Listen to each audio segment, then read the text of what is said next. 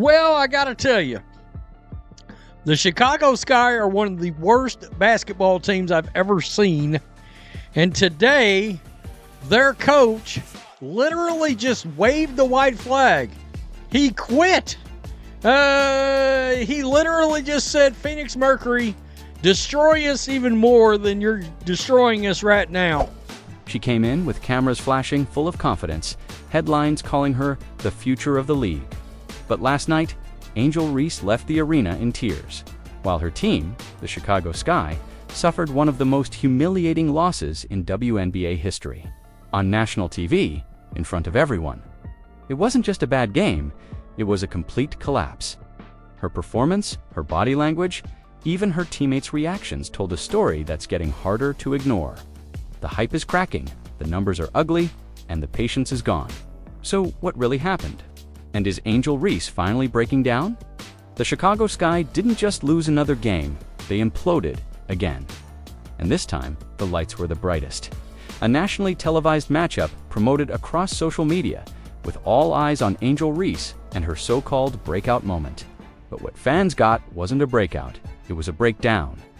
From the opening tip, the Sky looked out of sync, disorganized and overwhelmed. Within minutes, the Phoenix Mercury had jumped out to a massive lead, dominating every possession, while Chicago looked like they forgot how to play professional basketball. The first quarter was a disaster. Phoenix stormed out to a 31-8 lead, while the Sky handed them points with turnover after turnover. By the end of the quarter, Chicago had already coughed up the ball 8 times. That's not just sloppy, that's historically bad. The team couldn't find spacing, couldn't rebound, and couldn't even communicate. Players were looking at each other with confusion after every missed assignment. It wasn't just bad basketball, it was embarrassing. But the most glaring issue wasn't the scoreboard, it was Angel Reese. This was supposed to be her moment to lead, to rally the team, to prove the doubters wrong. Instead, she was a non-factor. No impact on offense, no effort on defense. And worse, no visible leadership. Her body language said it all, slow to get back on defense, hesitant to shoot, and disconnected. From her teammates, it looked like someone who didn't want to be there. Meanwhile, the Mercury smelled blood in the water. They pushed the pace, shot with confidence, and exposed every weakness the Sky had. What was supposed to be a competitive game turned into a basketball clinic on one end and a slow-motion car crash on the other. The Chicago bench looked stunned, the coach looked frozen, and Angel Reese, she looked lost by halftime. Fans were already calling it the most embarrassing performance of the season. But the real collapse hadn't even happened yet. That would come in the third quarter.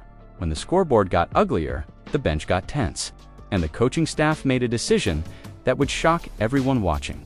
Because as bad as things were, what happened next made one thing crystal clear. This team is completely broken. As the second half began, there was still a sliver of hope.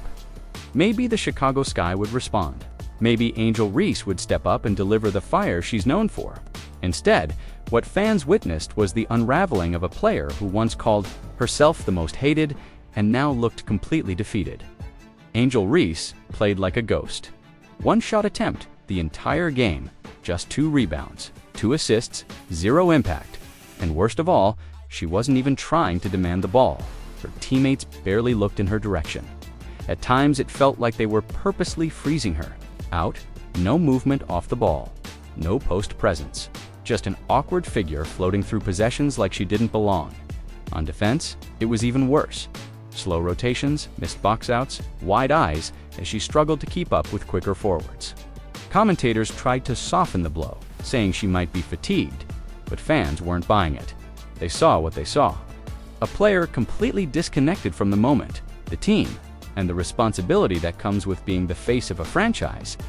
Then it happened, the moment that made everything worse.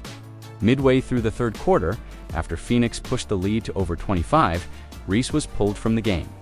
Cameras caught her walking to the bench without saying a word, towel over her head, staring into the floor. Moments later, she walked down the tunnel, not limping, not escorted, just gone. By the time the game ended, Reese was nowhere to be seen. No post-game handshake, no visible communication with teammates.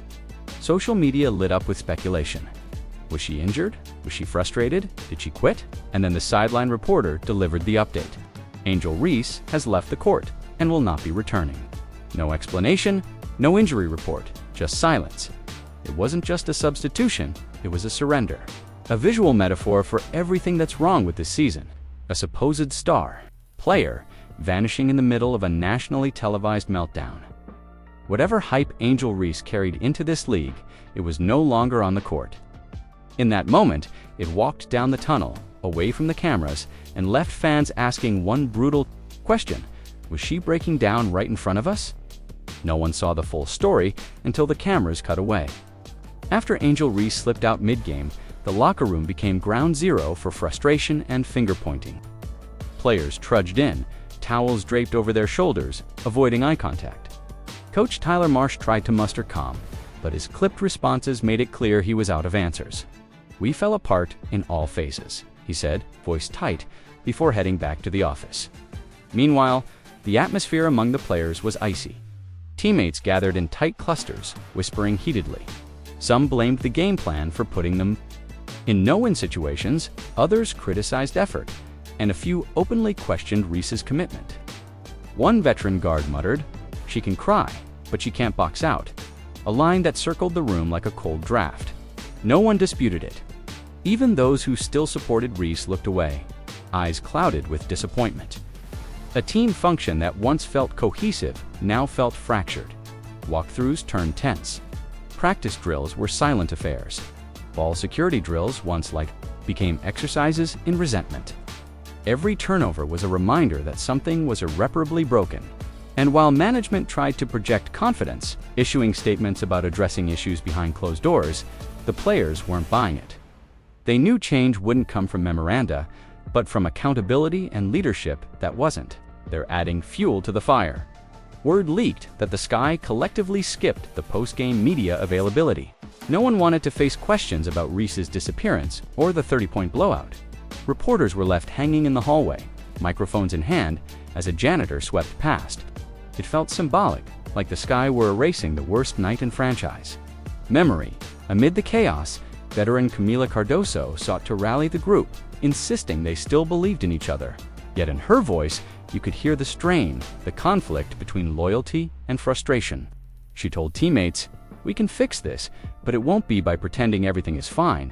Her words were earnest, but they landed on ears hardened.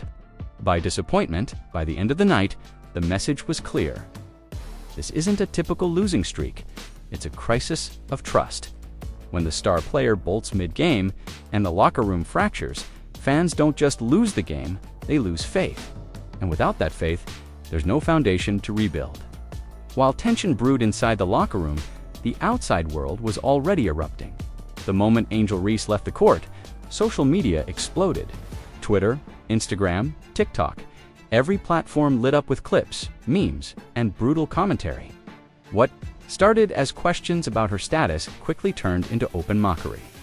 Within minutes, #triple single was trending again. Fans reposted her stat line like it was a joke: 2 points, 2 rebounds, 2 assists. All cardio, no impact, one user wrote. Another posted she ran more from the game than in it. But it didn't stop at stats. Fans pointed out her body language, slow jogs back on defense, blank stares, missed rotations. One viral clip showed her walking up the court as her assignment sprinted to the basket, unchallenged. The caption, "WNBA's top hustler." Apparently, it was savage, and it didn't let up. Even longtime supporters of Angel began pulling back. Sports pages that once hyped her college heroics were now calling for accountability. Analysts began comparing her to busts, players who entered with hype and faded under pressure. "You can't brand yourself as the villain," one commentator said, "and then fold when the lights get hot." Meanwhile, fans started turning their support elsewhere. Camila Cardoso, despite the blowout, earned praise for her efficiency and hustle. Clips of her boxing out and making smart plays went viral in contrast to Reese's low-effort sequences. "Camila deserves better" became a trending sentiment. The narrative was shifting, and fast. Even Angel's off-court persona took a hit. Her podcast, which once drew attention for its confidence and quotable moments, became a lightning rod. For criticism, fans began accusing her of focusing more on social media clout than actual performance. Comment sections filled with clown emojis, baby giraffe jokes, and sarcastic hashtags like #grindan single quotes, tie lie. REESE single quotes is silence.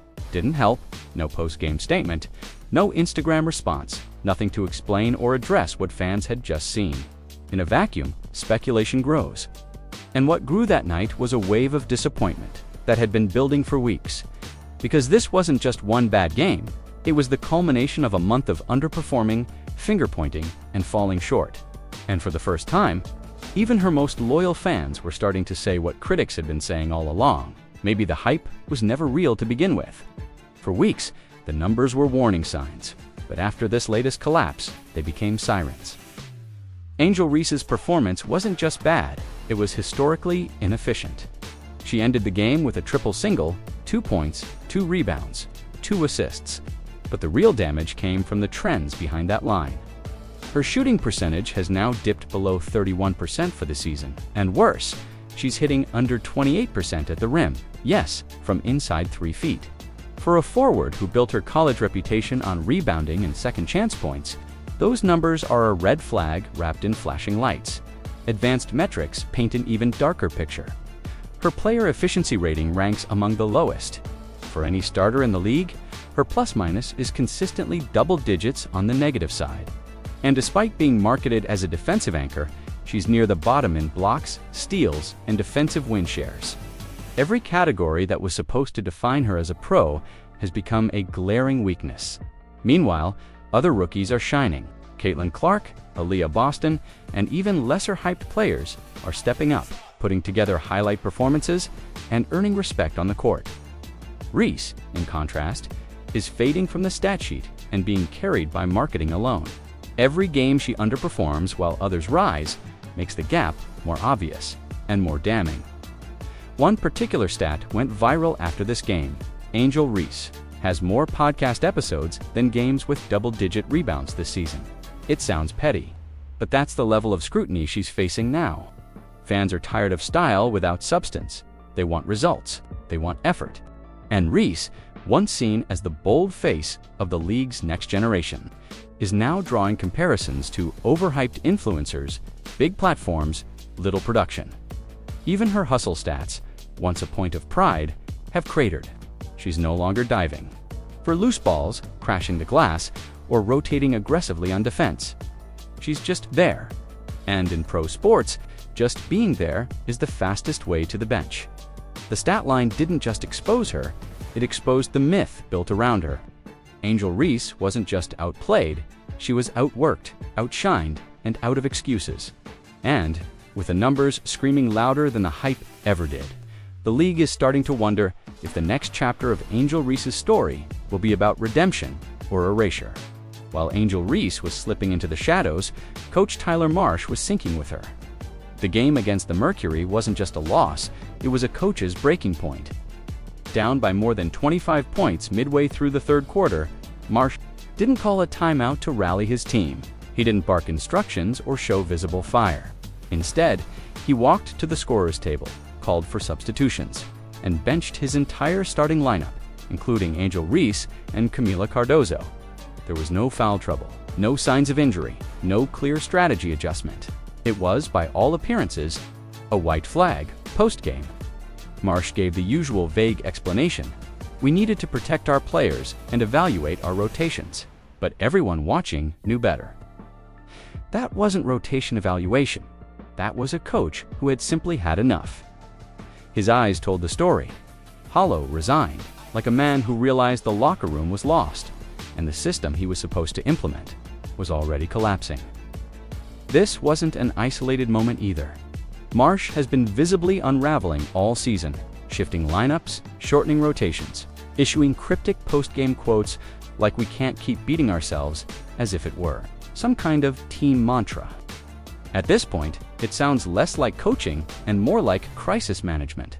The man brought in from Las Vegas with a championship resume now spends most of his time spinning disasters into sound bites.